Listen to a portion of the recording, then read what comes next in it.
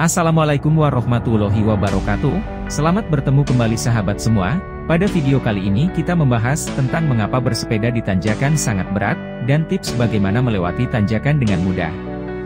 Sebelumnya mohon subscribe channel ini ya. Tanjakan pada saat bersepeda adalah tantangan yang berat. Setiap menghadapi tanjakan pasti akan menguras tenaga lebih, dan kalau tidak kuat biasanya turun dan tuntun sepeda sambil berjalan.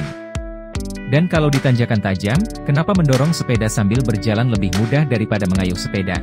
Olahraga bersepeda kadang dianggap lebih ringan daripada olahraga berlari atau berjalan. Untuk jarak yang sama, pada jalan datar kelelahan dari berlari jauh lebih besar dari kelelahan bersepeda. Dengan 2-3 kayuhan ringan, sepeda bisa meluncur lebih dari 10 m, jauh lebih ringan daripada berlari. Apalagi pada saat turunan, tanpa perlu mengayuh pun kita bisa meluncur dan bergerak dengan cepat, tetapi tidak begitu pada saat tanjakan. Sebelum kita melihat apa saja yang membuat tanjakan menjadi berat, kita lihat dulu kenapa sepeda terasa ringan pada saat turunan. Pada saat di jalan turunan, gravitasi adalah kawan, gravitasi menarik sepeda dan pesepeda ke arah depan. Semakin miring jalan, semakin kuat pengaruh gravitasi terhadap kecepatan sepeda. Ditambah oleh momentum putar roda yang mengakumulasi kecepatan sebelumnya untuk mendorong sepeda lebih cepat, makanya di awal turunan sepeda biasanya pelan, tetapi di akhir turunan sepeda lebih cepat karena terbantu oleh akumulasi momentum putar dan sudut roda.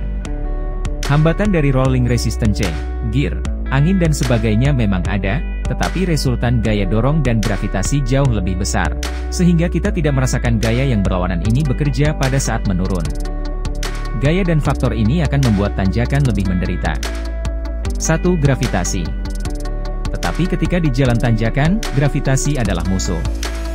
Semua gaya berlawanan arah dengan kemajuan sepeda. Gaya gravitasi menarik semua benda ke arah yang sama.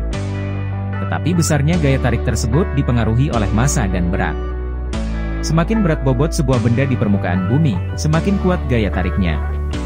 Tentu saja kita tahu, kalau sepeda dengan bawaan yang lebih berat akan meluncur lebih cepat di turunan dibandingkan sepeda dengan bawaan yang ringan. Dan sebaliknya pada saat menanjak. Karena pada saat menanjak, yang kita tarik bebannya adalah berat pesepeda ditambah berat sepeda. Ini adalah faktor yang terbesar yang menarik kita turun pada saat menanjak. Jadi salah satu faktor terbesar yang bisa kita lakukan untuk mengurangi beban pada saat tanjakan adalah dengan mengurangi berat pesepeda atau berat sepeda. 2. Rolling resistance. Rolling resistance adalah gaya tahan akibat gesekan ban dengan permukaan jalan. Tahanan ini sedikit terasa di jalan datar, dan kurang terasa di jalan turunan, karena gaya dorong jauh lebih besar daripada gaya tahanan dari rolling resistance. Tetapi pada saat tanjakan, pengaruhnya sangat signifikan. Ada banyak hal yang mempengaruhi rolling resistance, tetapi yang berkaitan dengan ban yang bisa kita kontrol adalah tapak ban. Di jalan aspal, tentu saja agar roda lebih mudah untuk berputar kita lebih suka lebih banyak permukaan karet ban yang bersentuhan dengan aspal. Sepeda balap dengan ban yang slick, mulus, akan lebih efektif dibandingkan dengan ban sepeda gunung yang memiliki look stud yang tebal dan renggang. Dan memakai ban yang botak di tanjakan yang becek dan berlumpur akan membuat ban slip dan tidak bisa maju. Tekanan udara ban. Semakin rendah tekanan angin cenderung untuk membuat ban semakin berat untuk diputar, karena ban lebih elastis, kenyal dan menyerap tenaga. Penaturan tekanan udara yang benar akan membuat ban yang tidak terlalu keras tetapi juga membuat permukaan yang lebih banyak menggigit permukaan. 3. Kecepatan dan momentum. Sebelum menemui tanjakan biasanya kita memacu sepeda lebih cepat, untuk memanfaatkan momentum kecepatan dari turunan untuk mendorong di tanjakan. Hal ini juga yang membuat berhenti di tanjakan dan mulai mengayuh lagi terasa sangat berat, karena tidak ada kecepatan sebelumnya yang membantu mendorong. Sebaiknya hindari sampai berhenti di tengah tanjakan. Kenapa mendorong sepeda sambil berjalan di tanjakan terasa lebih ringan daripada di kayu? Ketika mendorong sepeda biasanya kecepatan 5 km per jam. Menjaga sepeda berjalan di tanjakan dengan kecepatan 5 km per jam lebih susah ditambah harus menjaga keseimbangan.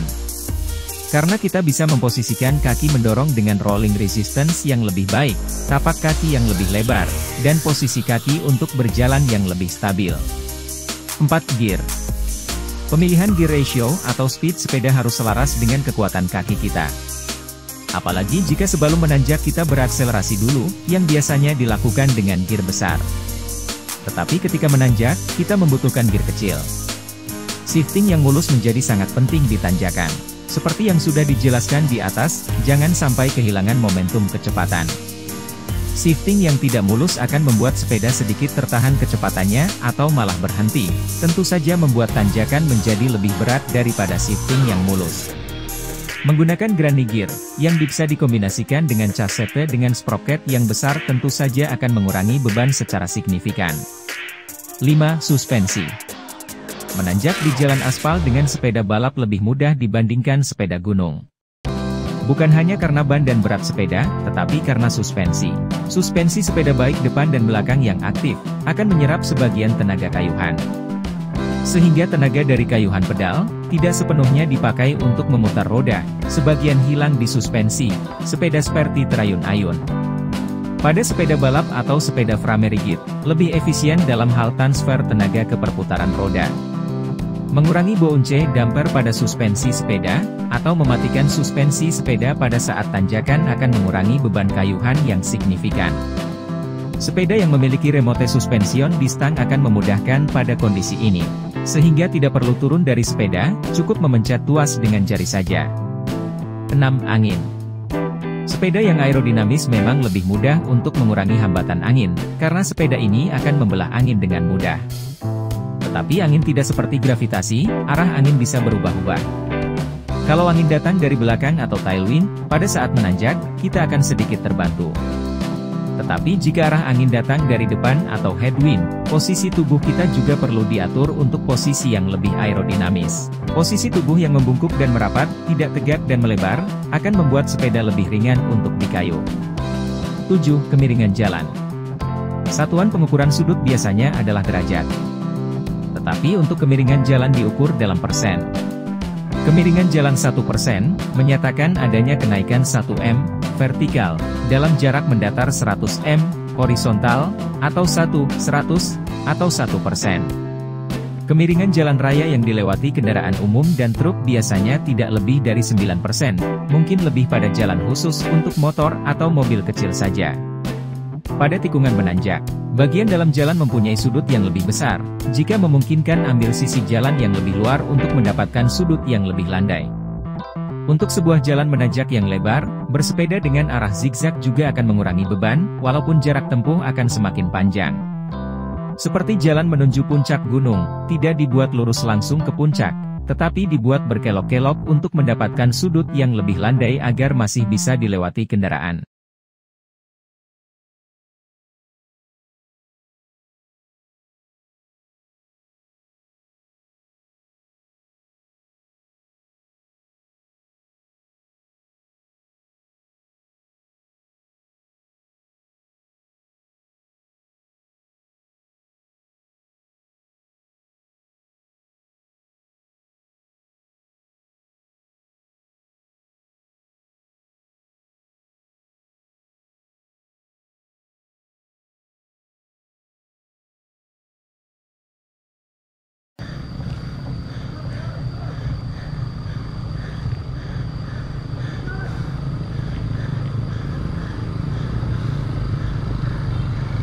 Ayo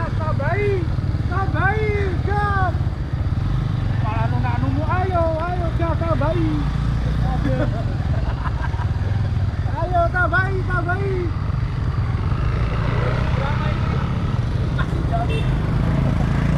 Ayo tabai, ayo. Ini loh, digasnya lagi loh.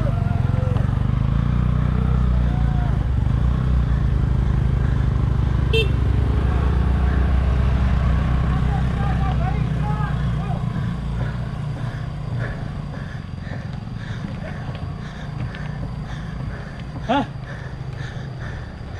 Trek.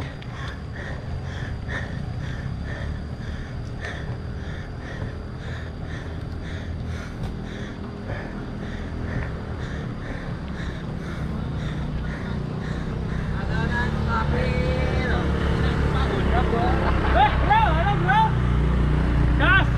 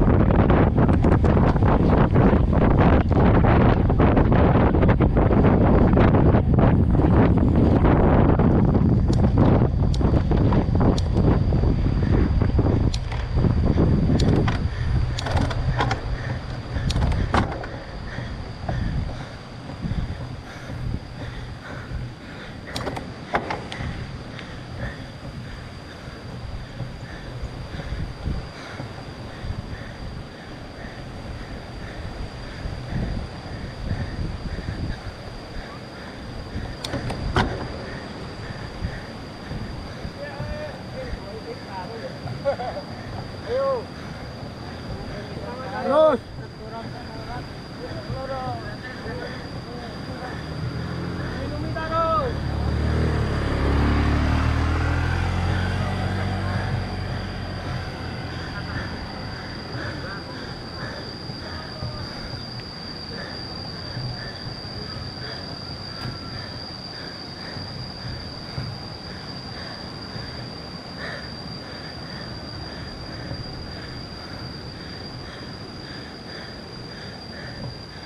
Wis Pak Malik meneh. Lemok ya, Mas.